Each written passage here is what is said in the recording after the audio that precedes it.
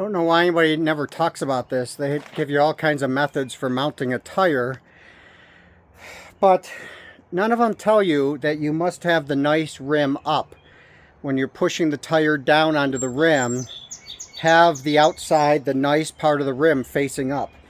You cannot mount it the other way for the most tires. They're designed so if you have the nice part up, the tire will fall into that kind of indented part of the rim automatically, and then you could just walk the tire on.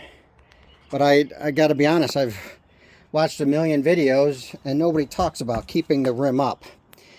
So I'd do a quick video.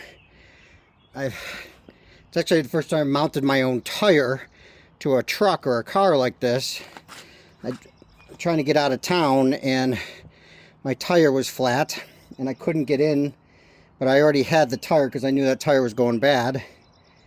And I just wanted to mount it. Now again, it still needs to be balanced eventually, but this will at least get me on my way to my trip. So hopefully this helps somebody. You always put the rim up and then you walk around the tire, which you've seen a million videos, but I just never seen anybody tell you to keep the nice part up as you do it.